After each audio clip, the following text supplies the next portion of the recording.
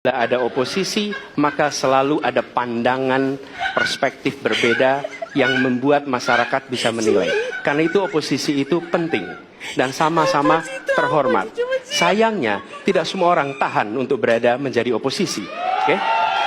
Seperti sampaikan Pak Prabowo tidak tahan untuk menjadi oposisi. Apa yang terjadi?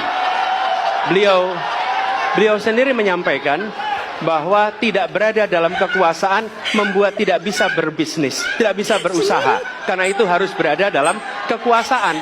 Kekuasaan lebih dari soal bisnis, kekuasaan lebih dari soal uang, kekuasaan soal kehormatan untuk menjalankan kedaulatan rakyat. Baik.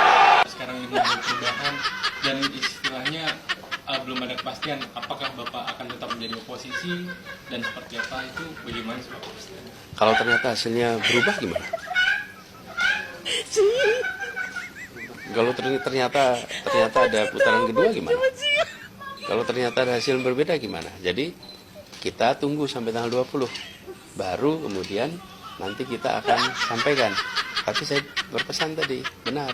Bahwa di dalam proses pemilu itu akan ada selalu yang menang berada di pemerintahan, yang tidak berada di luar pemerintahan. Saya pegang prinsip itu aja. Prinsipnya yang dipegang. Bila menang berada di dalam pemerintahan, bila tidak menang maka berada di luar pemerintahan, dan dua-duanya sama-sama penting. Saya pernah katakan bukan di debat pertama, saya bilang bahwa jangan sampai kita tidak tahan berada di posisi oposisi.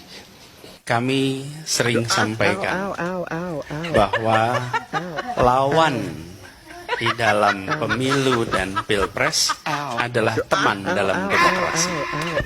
Kami membedakan antara lawan dengan musuh. Kalau musuh saling menghabisi, kalau lawan saling menguatkan.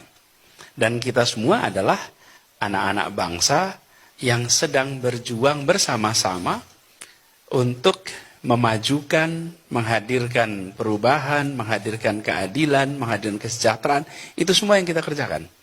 Jadi ketika proses kampanye, ketika proses pemilu, memang posisinya posisi lawan. Tapi sesungguhnya kita adalah teman dalam demokrasi.